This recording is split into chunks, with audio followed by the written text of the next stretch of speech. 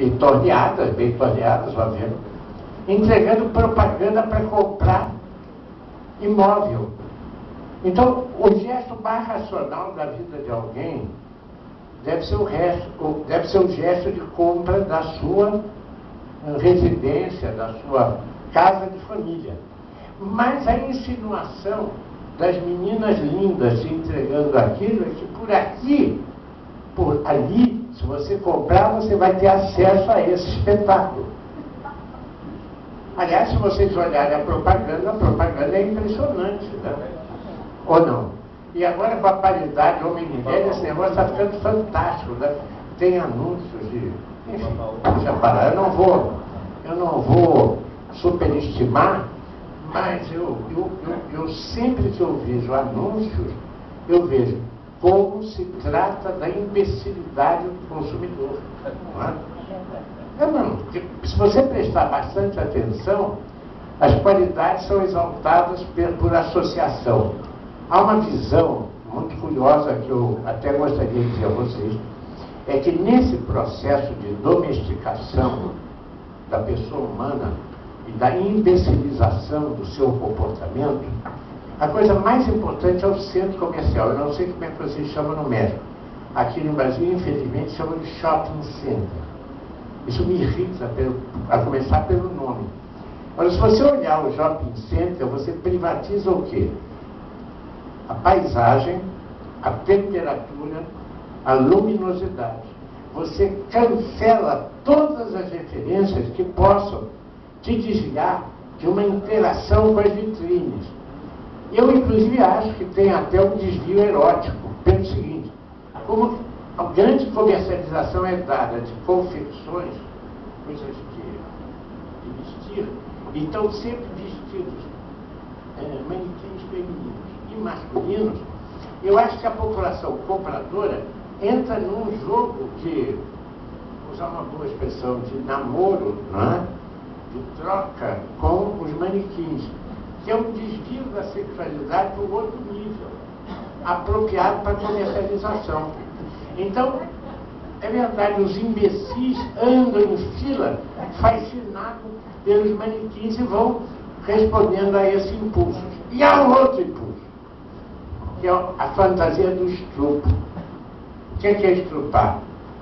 É possuir à força alguma coisa e depois deixá-la de lado. Então, o que é estrupar? É abrir a embalagem. Aliás, é impressionante o poder da embalagem, porque tem essa coisa do estrupa. Vocês sabem que a embalagem de leite, feita com esse papel tríplice, com plástico, a embalagem vale, no Brasil, quase que 15 vezes o valor do leite. A embalagem é que é importante, não é o leite. Aliás, eu diria a vocês que é tão importante a embalagem que tem um comércio clandestino de bolsas, o nome da loja de prestígio do lado de fora. E tem um monte de pessoas que compram as camisas agora com legendas, viram outdoor ambulante. Não é? É impressionante, mas é absolutamente verdadeiro. Hã? Não, é barato, faz propaganda, é uma coisa formidável. Não, é de uma perversidade, olha aqui. Eu não vou superabundar, mas deixa eu dizer uma coisa a vocês. O critério principal de incorporação de tecnologia não é economizar o recurso natural, nem dar sustentabilidade. É pelo contrário. É produzir um objeto que inspire a impulsão do estudo, desmanchar a embalagem, e o ideal é o consumidor que abre a embalagem, usa uma vez e joga fora. Né? Imagine uma indústria de confecções que conseguisse essa coisa de jogar isso. Você está usando isso, joga fora. Antigamente não, antigamente era colecionador o consumidor. Agora ele é despilfarrador. Ele destrói as coisas. O consumidor perfeito é o idiota que abre embrulho e joga fora. Eu não sei como. Então, o que eu queria dizer é o seguinte: toda educação é feita de que sentido? De que você se constitua num idiota que só se resolve adquirindo coisas jogando fora, não tendo as coisas. Então, a longevidade dos objetos é inteiramente subvertida pela sua rápida transformação. Esse consumidor moderno, o ideal é um imbecil que responde a estímulos, que não são racionais. Desenvolver racionalidade é subversivo em relação à ordem do capital. Eu estava querendo dizer isso a vocês para chamar a atenção do seguinte: eu acho que a visão antropocêntrica se contrapõe à visão geocêntrica. Sem dúvida nenhuma, a Terra tem que ser preservada. Sem dúvida nenhuma, o desgaste e a destruição de matérias-primas deve ser minimizado. Mas isso não é feito com a ordem capitalista. A ordem capitalista usa uma tecnologia de destruição e de jogar fora. Eu não tenho a menor dúvida quanto a respeito. E, na verdade, em bom português, a pergunta que eu me faço, e vou terminar aqui a minha reflexão, é a seguinte: quem pode contrapor à civilização do capital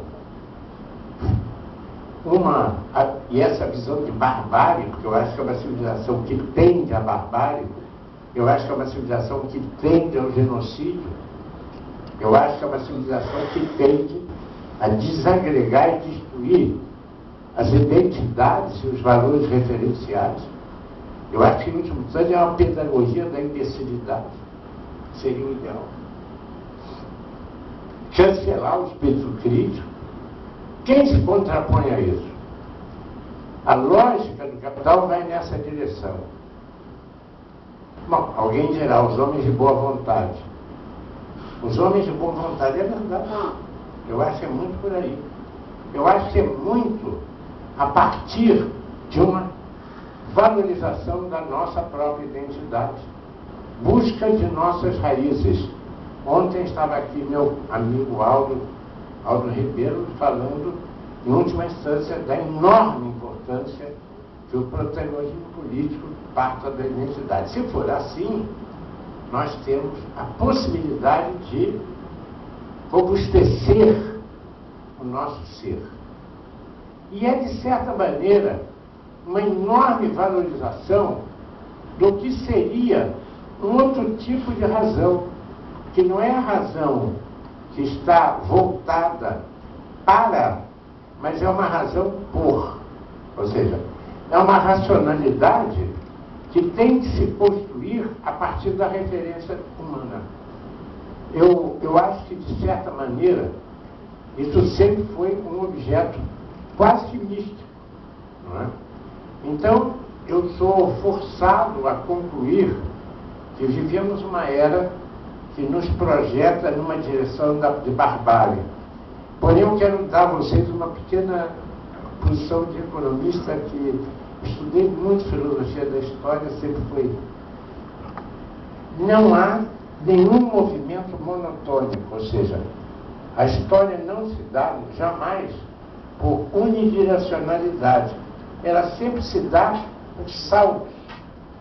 E eu acho que nós estamos próximos a um grande salto, dada o imenso festival de imbecilidades que nós estamos vivendo.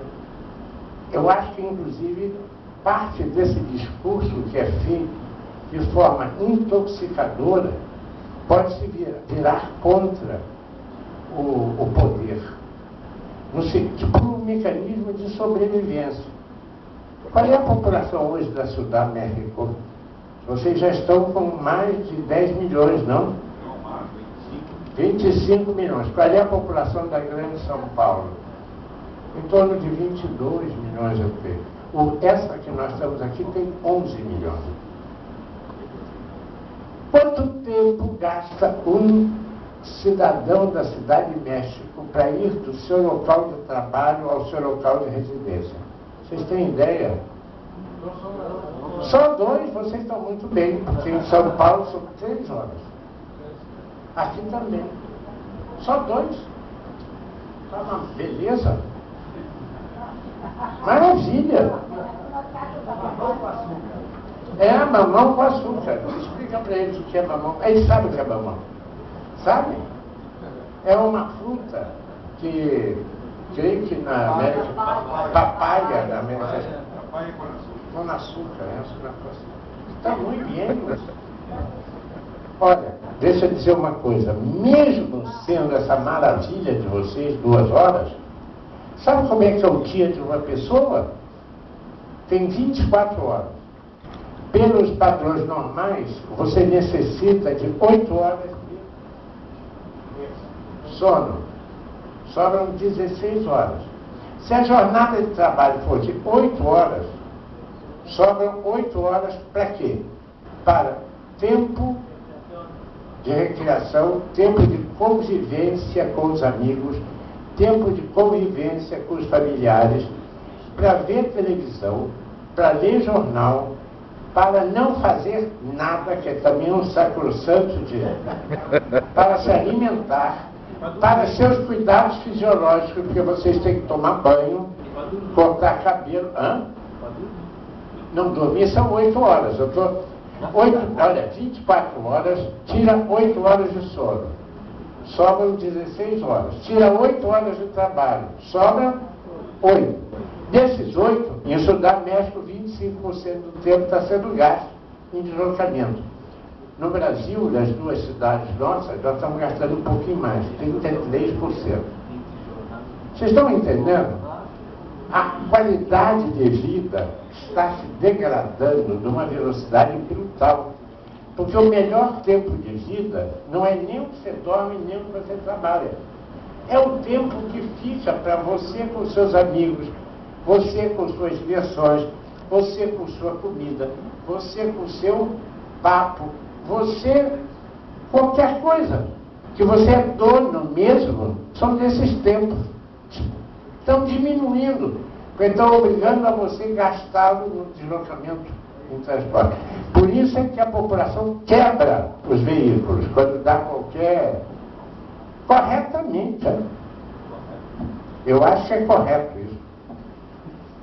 E eu acho que vamos chegar a um momento que simplesmente fica intolerável viver nessa... Mas tem a possibilidade do metrô, tem a possibilidade de mudar inteiramente o modo de existir da cidade. Mas tudo isso é um enorme fracasso dessa racionalidade que está dita para nós que é correta.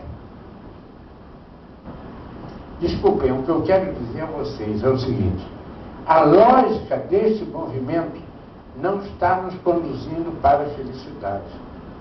Está nos conduzindo para uma outra coisa que eu não sei bem o que é, cuja dimensão assustadora é a barbárie, cuja dimensão operacional é a idiotia, e com uma dimensão que eu aposto é uma redenção por uma recuperação da ideia de que o homem é o princípio e o fim de todas as coisas humanas. Bom, muito obrigado. Agora eu queria responder a pergunta que meu amigo colocou lá, ele tem toda a razão. Isso é um fantasma, viu? Aliás, eu quero dizer a vocês que o Brasil recebeu a visita do secretário de Estado norte-americano sob nome